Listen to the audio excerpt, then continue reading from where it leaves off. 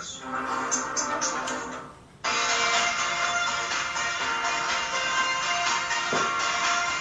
Welcome to Living Well with Beal. Our show is a health show, a lifestyle show, and an empowerment show rolled into one. Get ready to hear some stories of success, healthy living tips, and suggestions to get motivated and live your best life. Now, here's your host, Beal. Welcome, everyone, to the show tonight. I am so excited to have you join us. We have a wonderful guest tonight. We actually wanted, and I say we because I have Dr. Jim Slaughter here too. Hey everybody. He's co-hosting with me. We wanted to share with you something incredible that's happened in our community. And there's actually one person, Mr. Jason Malewiski. Perfect. Jason Malewiski. He has headed up and spearheaded just a community drive for Azle. But then other people joined in, right? Not just Azle, and to help the hurricane victims. Now I wanted to have him on tonight because in Houston, we started off with the Hurricane Harvey victims, right. And but then in light of Florida and Hurricane Irma, I just knew I wanted to let everyone know, what Jason has done and how our community got so fired up. To help out, and I know there's people out there that want to help the victims of Hurricane Irma, and Hurricane Harvey victims still need help too, right, Jason? Correct. So Jason is here, and we're going to tell you a little bit about him.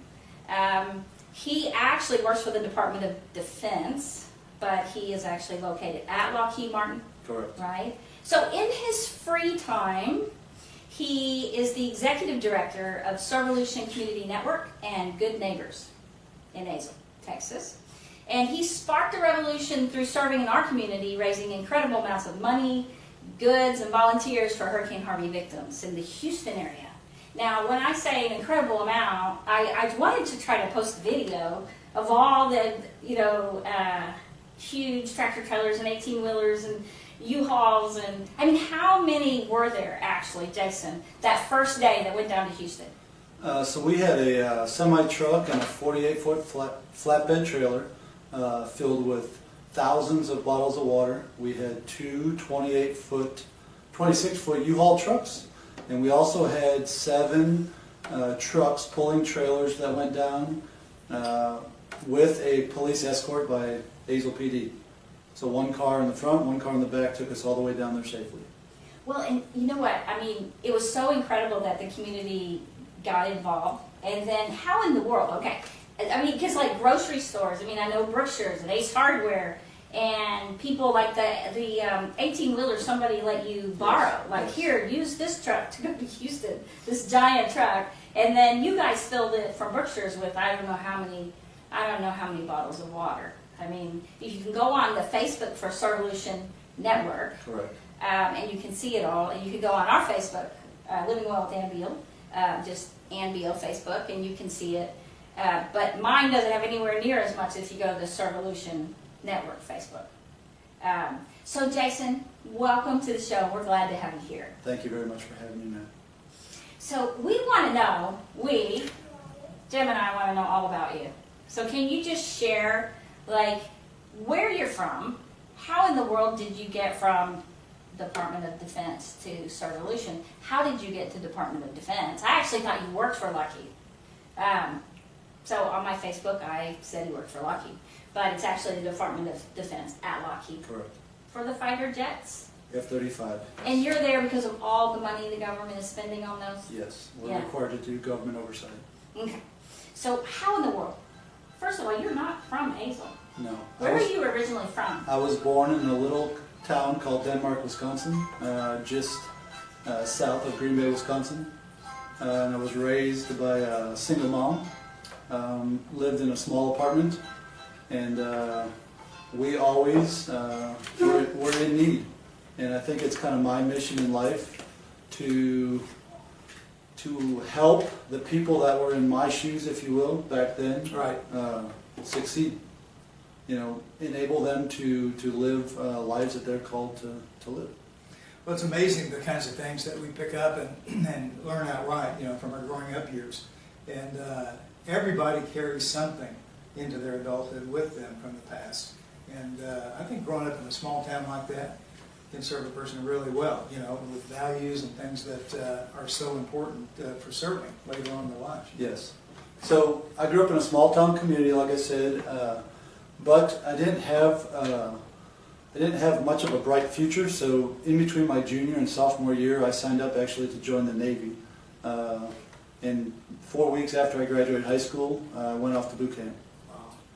Went to Great Lakes, and I was in the Navy for almost 6 years. I joined the Navy from Green Bay to go see the world, and they actually sent me to Grand Prairie, Texas. I'm so sorry. To Naval Air Station Dallas. Yes. So everything, you know, kind of the motto I'll say is everything happens for a reason. So I wanted to go see the world, sent me to Grand Prairie. We actually closed that Navy base down and moved over to Fort Worth. And you know, as it would play out, I went to night school, and I met my wife in Fort Worth, Texas. And after about 7 years, I got commissioned in the Air Force. Actually, I switched services, and my wife and I traveled around some. And my job in the military, in the Air Force now, was a program manager to acquire goods and services from the biggest defense contractors that we have in the U.S. So I've kind of learned how to build relationships and how to network and how to integrate different functions to get things done. So I think I've kind of been trained how to integrate people together. Somewhere around 2004, my wife and I got plugged into a church, and we really felt what drove us to church actually was we were trying to have children and we couldn't.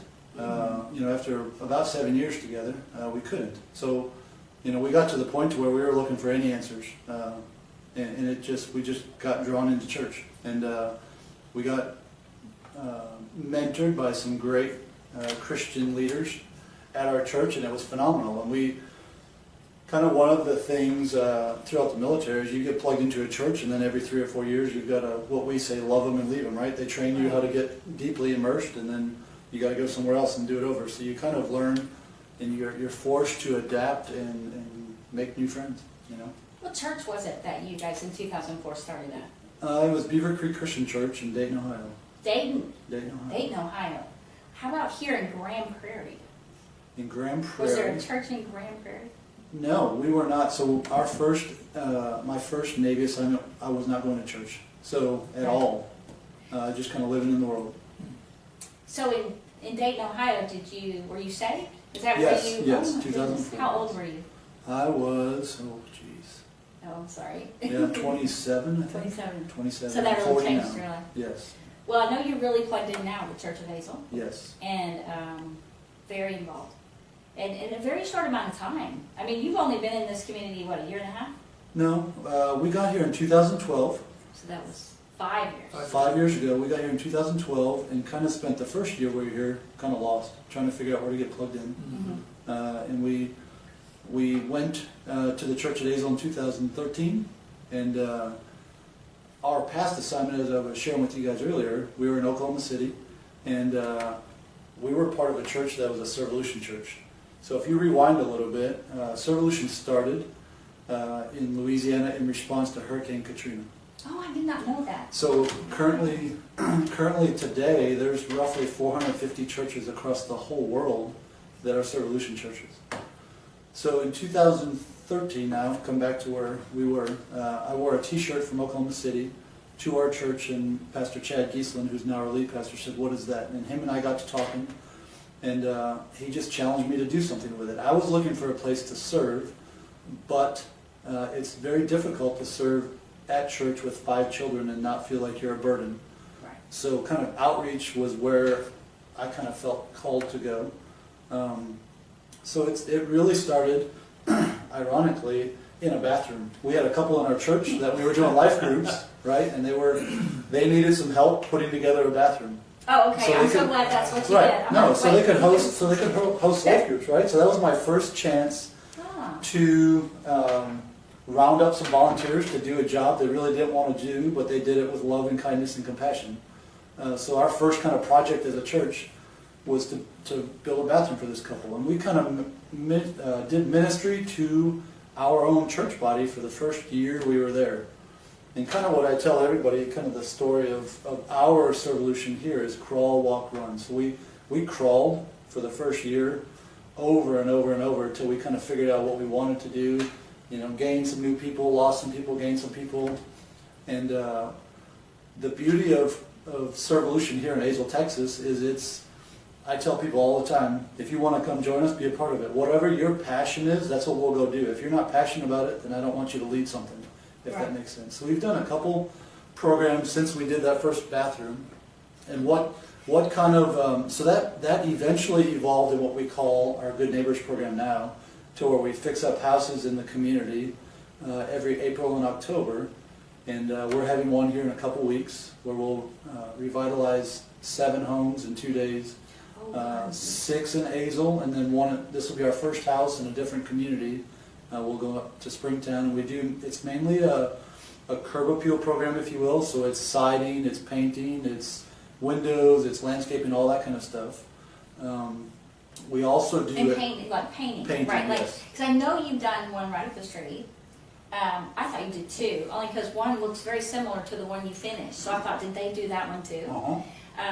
But now you're going to do 7 in a weekend? Yes. Yes? Yeah, so back to the house, that's a good point. Back to the house you just said. So kind of one of the things they talk about in the Servolution book that was written on Hurricane Katrina is it's not an event, it's a culture. Right? So with the Good Neighbors program, you want to turn, the goal is kind of to turn the people that you serve into servants someday, and to change, for the Good Neighbors program, we're hoping to change communities and neighborhoods. So we did a house in an April blitz, and the neighbors watched us the whole time as we parked in their yard, and then come October, she applied through the city, and then we did her house right next door. That's what I would do. So it's kind of, you know, it's been amazing. It's catching. It's catching, yes. Yes, and it was so beautiful. And so for you now, because I've seen your, you know, the people for that house, how many people were out there. And so I'm just thinking, okay, you're going to do 7. Is that because you have 7 times the amount of volunteers? So yes, so we're praying faithfully that people will come. Last time we had, and by no means am I trying to brag. It's been a God thing. It's been amazing. But we had 17 different churches represented from not only Azle but our surrounding communities, and it's just been amazing. We had, I think, 550 some odd people come and volunteer to work on the last houses we did during the last blitz. How many people, now I don't know that you know, but with the whole Hurricane Harvey blitz, I call it like a blitz. I mean, it went from, that. You have to tell us how it got from just you to what I saw. I mean, and then in the morning, like I really wanted to go to the prayer at, was it at 5 or 6? 6 in the morning. Yes, and Jim, I'm playing on Jim. He wasn't going to get up. No, I'm just kidding. We did I not would make have it. gotten up. And so before you guys all went on your caravan down the highway, right? And Pastor Miles had it, and he videotaped it, Yes. and it was just amazing, truly amazing. And then since then, there's been more amazing with more tractor trailers and hay, and I mean, I just can't even believe it. And so, how did it start? How did you get from working on homes and, you know, the Good Neighbors program to, oh, I'm going to send some stuff down for Harvey? So we started with Good Neighbors, and I think we had about 2.5 years ago the idea to partner with other nonprofits in Azle that are already doing things great to help them do things better. So we have something simple, but it's really, I think, set the stage for this. We call it our Fill the Bin Drive. So we help the Eagle Mountain Pregnancy Help Center, we help the Community Caring Center, no strings attached. We collect for them, we give them stuff so they can do their job better. So we've pre-positioned bins throughout our community for people to go drop off donations. And it's big. The bin that's at the church is big. Yes. I mean, it's not a small bin. And we had people donate us. Once we did our first couple ones with little plastic bins that are rinky-dink, we actually had a business donate us custom-made plexiglass, aluminum, fancy bins. So we've got them in about 12 different spots in our community. So kind of Who what did that? Do you mind if I ask? it is. Do you remember? I'm sorry. No, I don't. I'm just catching up time. Yeah, that's amazing. That's wonderful. Cinemation Designs, there you go. Cinemation Cinemation Designs Designs. made it. So at the Church at Azle, the people who built all the stage for us, that's brand new, they've actually done another church in Azle as well, and they had all these different scraps and cutoffs, and they used all of their scraps to build us these bins. Wow. So we've been doing the Fill the Bin drive now for about 2 years, and we collect for all these different nonprofits. So I think that's kind of, if you will, train the community that we collect stuff and we give it to people in need. And they know Yeah. you truly do that. Correct, and that's good. This might be a good time to make a point of that, because you were raising the point earlier when we were talking that you have to kind of train the community, and it takes years and years usually to make them believe that you're going to do what you say you're going to do, and you're going to fulfill your promises. You're going to, if money comes in, the money goes out to who you say it's going to go to.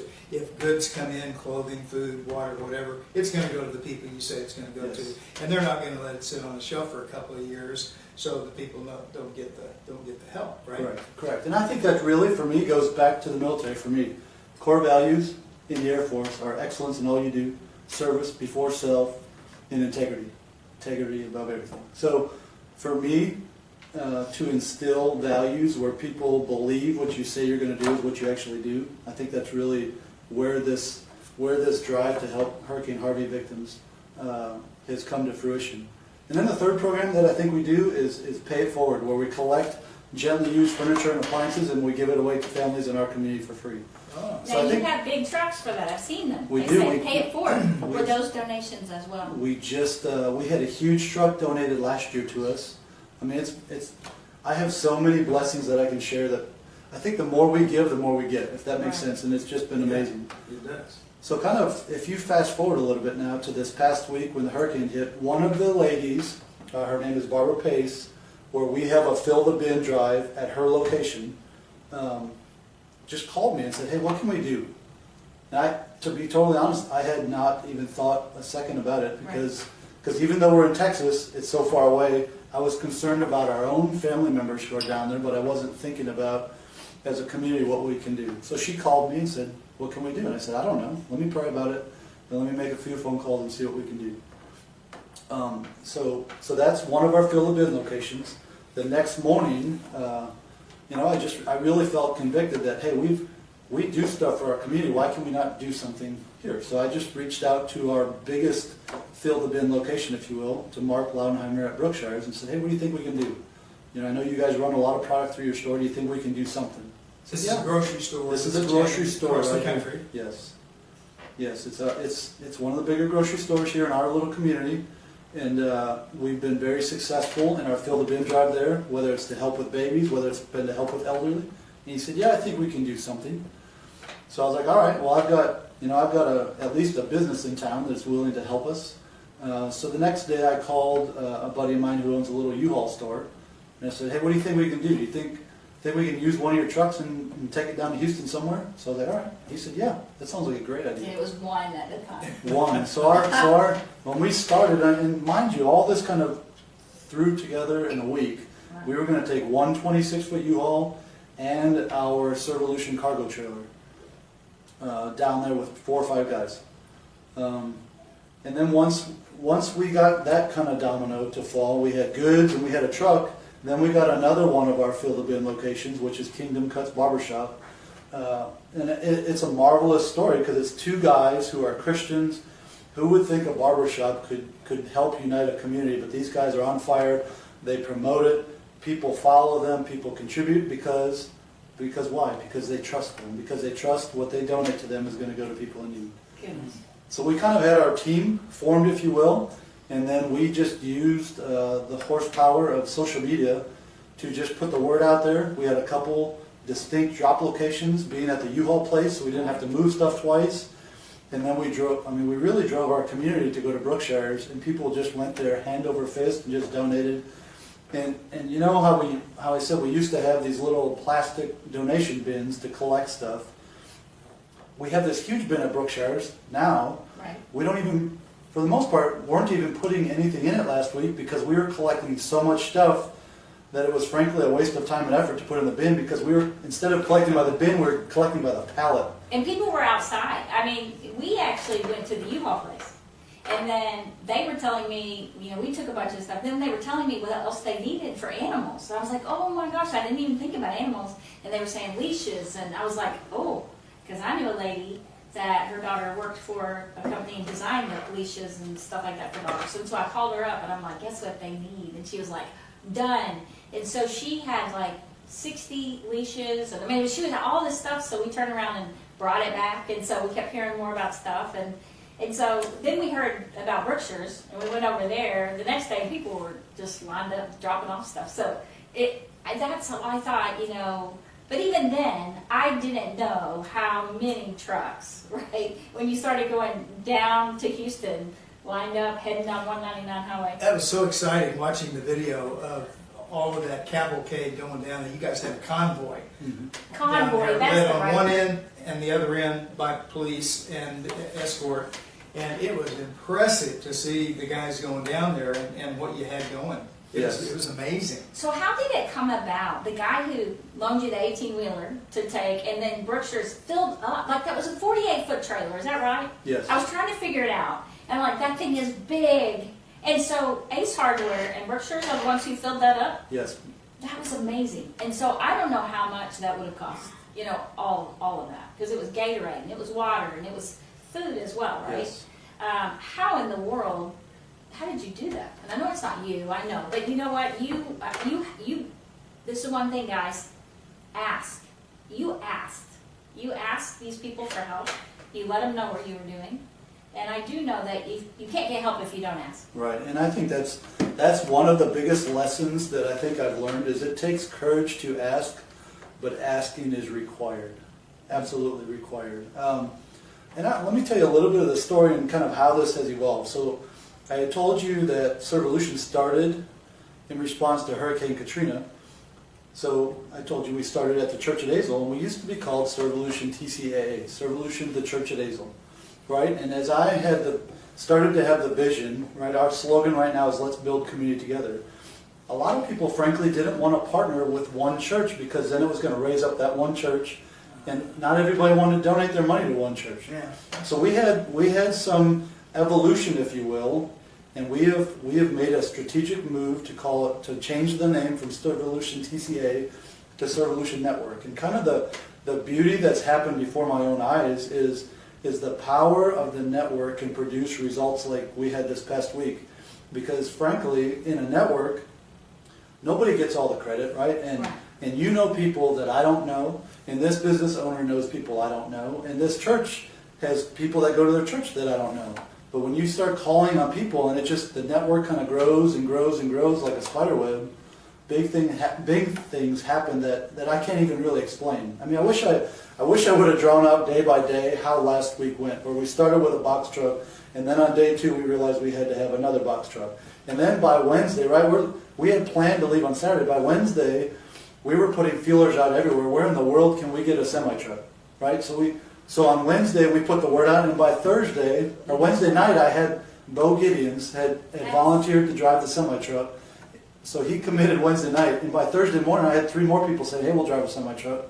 I mean, it's been... That was at Bo's truck? That was Bo Oh, Gideons' God, because truck, I was yeah. like, who let somebody borrow their 18-wheeler? Okay, so that Bo So his his truck was the perfect truck, if Oh you my will. gosh, yes. They had a, I don't know if you even saw the pictures, but they had a lit up cross on the front of the I truck. saw that. We That was did, lit. yeah, we saw that. It was the perfect truck. It was. Right. It was the perfect. And then, so you got another one? Another one? So we didn't need it, right? But we put it in the queue. Okay. So we took. So if you fast forward a little bit to Saturday morning, no, actually Wednesday, right? So we have so many materials, and right, we're leaving Saturday. We know we're going to South Texas. We didn't even have a destination yet. This had all happened so fast. We collected so much stuff. Now we've got to figure out where to take it. Right. So pause that for a second. Our local Briar Reno firefighters are down in Lamarck, Texas, right on the border. And they were stranded, right? They were stranded. I mean, they were first in, even before the federal government, and we wanted to help them. So I reached out to Brookshire's again, and they were actually sending a second wave of people down there. So we were able to equip the second wave of people with food to take directly to them down in Lamarck. Was that a second wave of firemen or a second? Yes, second that's wave what of I thought, firemen, yes. So I had reached out to Pastor Mike Miles and said, hey, where in the world can we go? And he said, hey, I've got a good friend in Deer Park, Texas. I think you should go there. So his name was Pastor Doug Harris. He actually pastored a church west of our church up here in Agnes for 11 years. So he's kin to this area, if you will. Um, Now he's actually south of Houston. He's So he's much southeast, closer yes. like Rockport Yes. than the places that flooded Yes. first. So That's as amazing. it turns out, he's only 30 miles from where our firefighters were. Wow. So there was, the whole region of South Texas was affected, but we were able to go kind of the same location that our local guys had went. So Saturday morning comes, right? We do a prayer, and I mean, it's just overwhelming to know the amount of support, collections, the people that sacrifice so many hours to package it, to sort it, to donate. I mean, we had probably 150 everything we asked for, the need was met, and even over above some. I was asking for Ziploc bags, donation bins, garbage bags. Samples for shampoo and conditioner. Yes. I saw the girls, I saw the women and even their kids, taking the shampoo and putting it in smaller bottles. Because I brought shampoo and conditioner, big bottles, right? Yes. And I saw them doing that. I'm like, oh no, I need to ask for samples. So I came back, and this guy, I put it on Facebook for our neighborhood, and he came over with, I don't even know how he got so many. I didn't ask, but he had this huge box and bags of really cool samples. Yeah. Of all shampoo, conditioner, baths, I mean, so I ran those over there. But what I found was, people are more cautious about giving now, and being able to actually get involved and give directly. I had a lady that called me up. She had a wheelchair, and she said, "I have a wheelchair I can donate." I had people saying they had stuff for broken legs and casts. They Boots. needed medical equipment. And I'm like, well, I'm sure they do. And so many people were excited to be a part.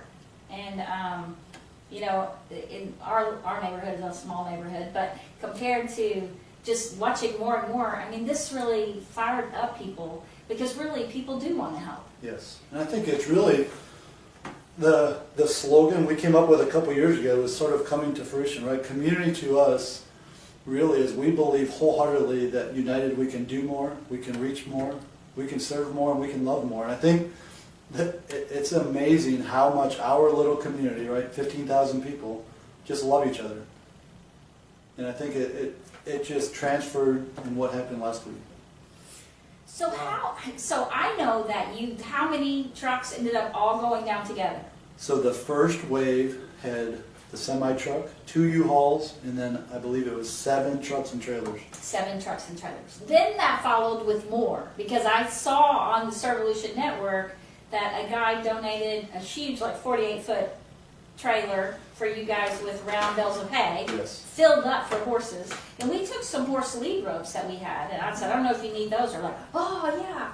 And they needed horse feed, and I mean, I just envisioned animals running around everywhere from listening to them. Right. But and that wasn't even all the hay. That was round bales of hay that was donated. Right. So people think humans are the big need, right? We took the first wave, we took down dog food, but I think, when we got home, people still wanted to give, so we asked the city for more space, and they said, sure, here's some more space to collect. So we've been still collecting this past week.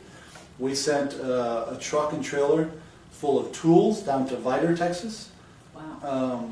Where they're having to muck out houses, which I didn't even know what mucking out was. That until sounds like this getting the business. mud out. It is. We know what looking at is. Yeah, because of our barn. Right, Yeah. so it's sort of that same thing, right? So when these houses are flooded, the church we're helping in Vidor was under 8 or 9 feet of water.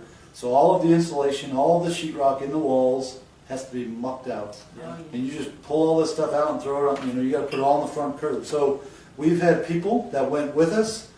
So this is kind of the turn the people you serve with into true servants. So one of the ladies that went with us on trip 1 was absolutely moved and came back on fire to do even bigger and better things. So she has single-handedly gotten a whole trailer load of lumber donated.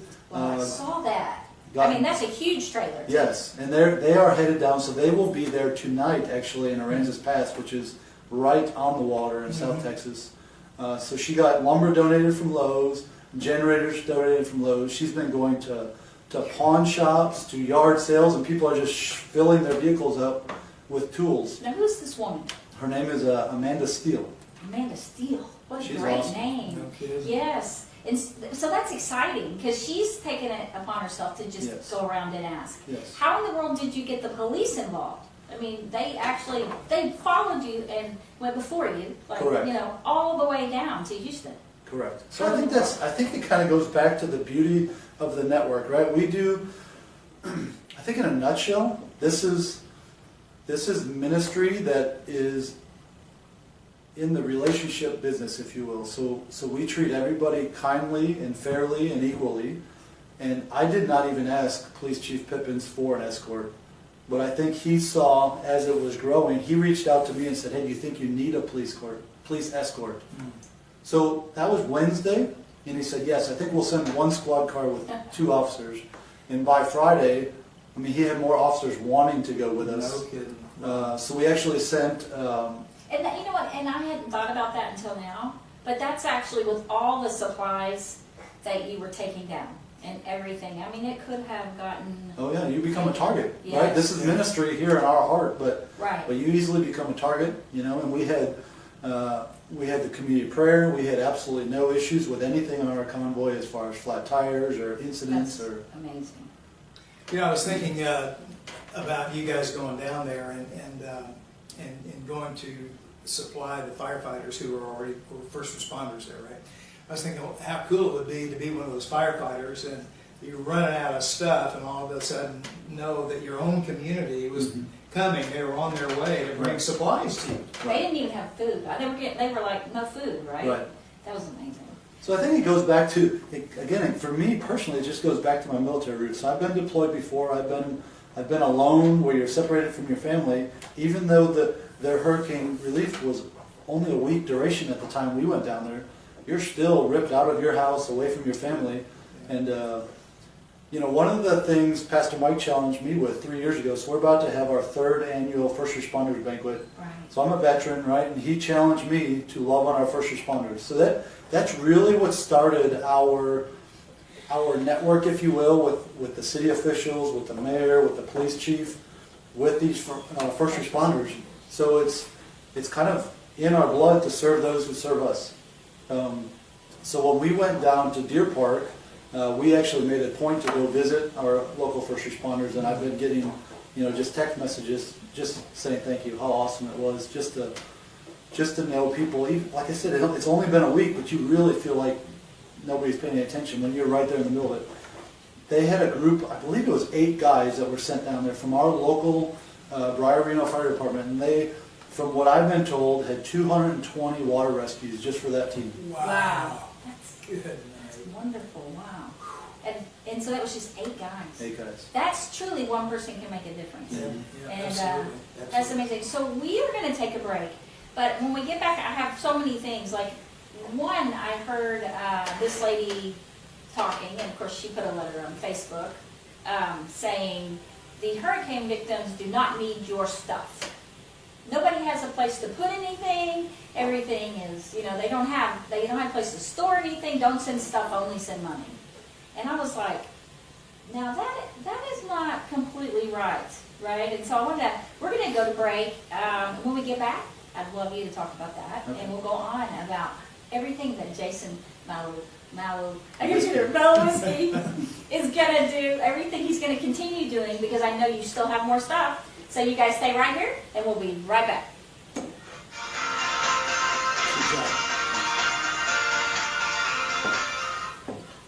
Life Solutions Coaching and Counseling in Azle, Texas is a full-service wellness clinic providing individual, group, and family counseling, one-on-one coaching for life and wellness, and naturopathic treatments of medical massage therapy combined with essential oils to ensure you reach your health and wellness goals. Sessions are available in person or by phone. Get started on your new life today. Just call 817-232-1363 or go to LifeSolutionsCoachingandCounseling.com or email them at LifeSolutionsCC@yahoo.com.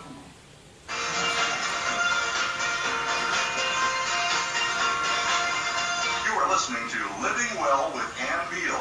We'd love to hear from you with comments and questions about the show. Please send us an email to ablivingwell@gmail.com. That's ablivingwell@gmail.com. Now, back to this week's show. Welcome back, guys. We are not taking phone calls this week because Jason from Servolution has so much to tell us. I mean, he's done so much, so we didn't want the calls to take up the show. So please email us, go to Facebook, to Ann Beal Facebook or Living Well with Ann Beal website. Jason, tell them how to reach you. So we have a website now, so we're growing, right? So we started from a couple people in a church to now we've got one part-time paid employee, which is big news for us. Yeah. And we're trying to grow, right? We've got a website, www.servolutionnetwork.com, and you can check it out on there. We try and do a good job of listing all the different programs I've mentioned so far. You can donate online. You can RSVP to things like our First Responders Banquet, to our Good Neighbors Blitz, where we fix up houses. You can check us out on Facebook at Servolution Network.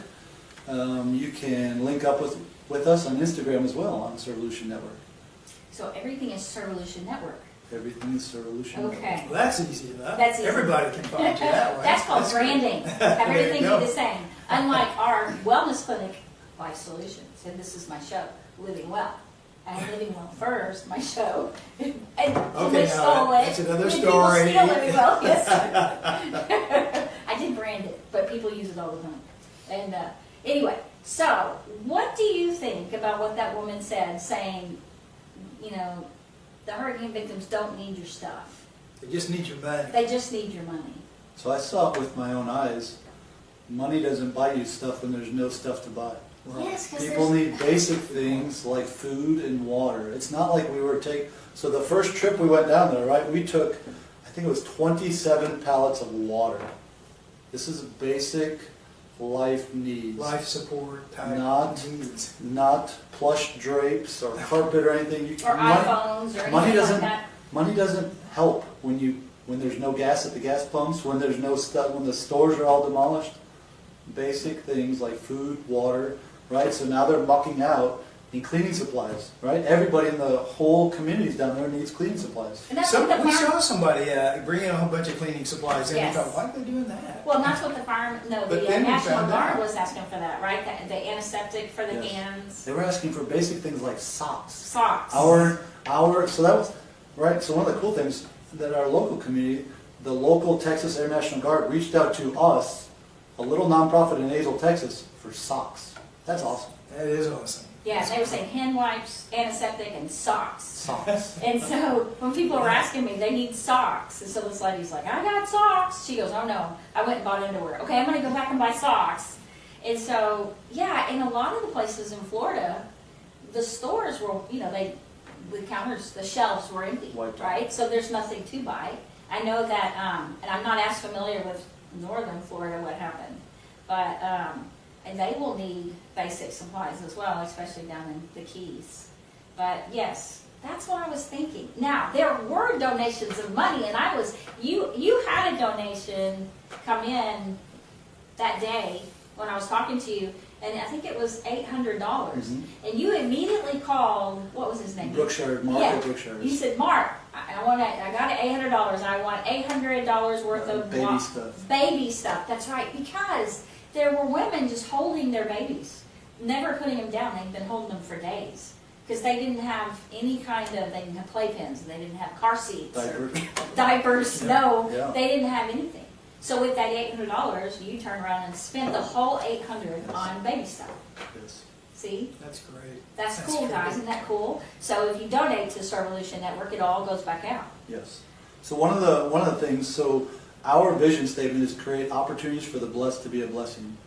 And I'm proud and not trying to brag, right? But we raised collectively, I reached out to all these business owners that contributed last week, the big ones, and I said, how much do you think went through your stores? And cumulatively, they had told me roughly, I think it was $38,000, and every penny of that went on trucks and trailers down south. Wow.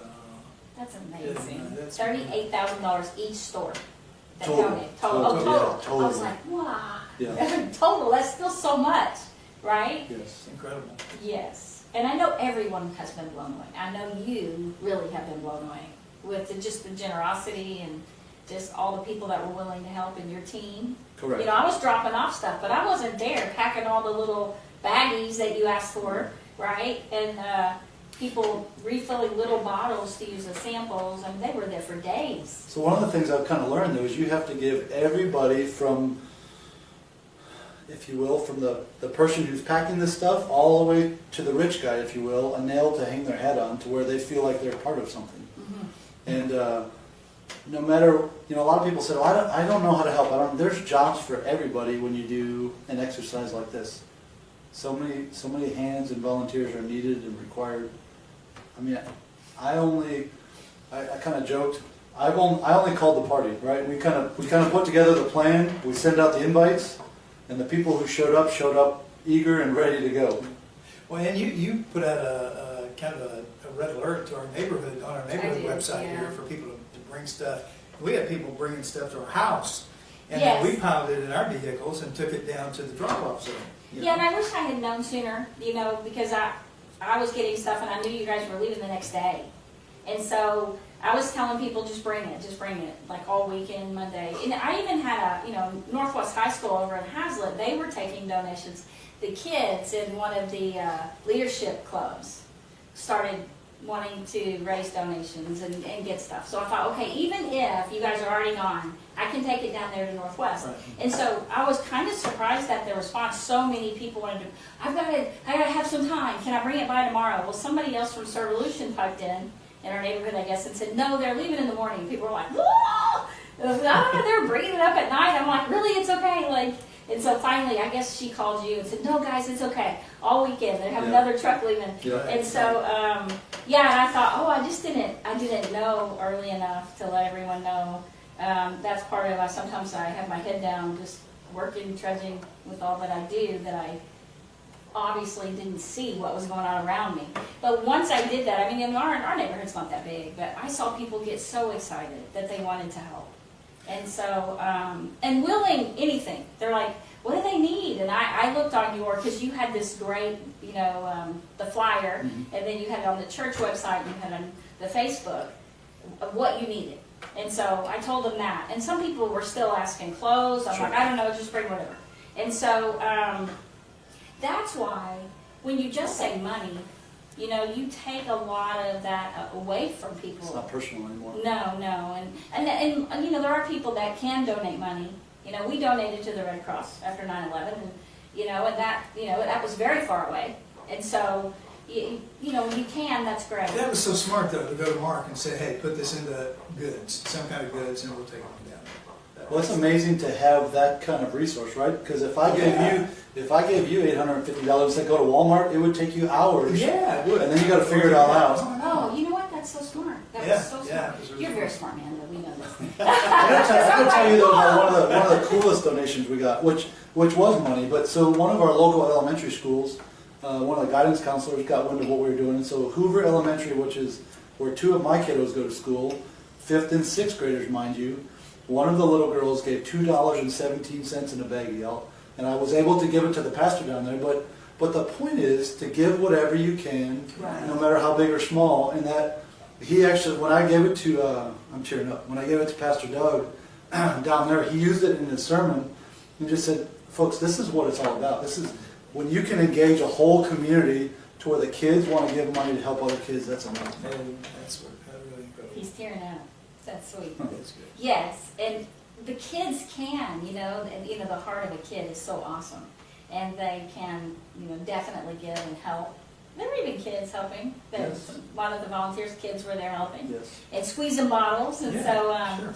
Now, what is happening now? Where are we now, and what can we do, and how can people help you now? Now, we're hoping, guys, if you're listening and you don't live in the Dallas-Fort Worth area, and you can't get to Servolution right around here, start this in your community. Correct. And you can, even schools, the clubs can start it to raise things. And for Irma or Harvey, and there's another one coming, we're hoping it dies out before it gets to the United States. And so, or it would just die out now, that would be great. And so we'd like you to start that. So for you right now, Jason, what do people need in this, what do you need? So cleaning supplies is the biggest need, but I know you had mentioned earlier hay, right? So you often think about what people need, but I had somebody just approach me and say, hey, I've got all kinds of hay, and we have people that need it. How are we going to get it there? So remember I told you earlier that we had a bunch of semi-trucks that volunteered on day 2 after we already had one secured, and I just reached out to one of those, and they said, yeah, we'll take it. So we're delivering things that we never thought we'd take, right? We just delivered, I think it was 36 round bales of hay to Eagle Lake, Texas, where I can be honest with you, I have no idea where it is, but they had a need, and we had a donor up here, and there's still 100 bales of hay. This is a big farming state, and the horses, when you look at the aerial pictures, the barns and the horses, and they're all on islands, and all the hay they had before is now damp and moist, and that's horrible for horses. Yeah.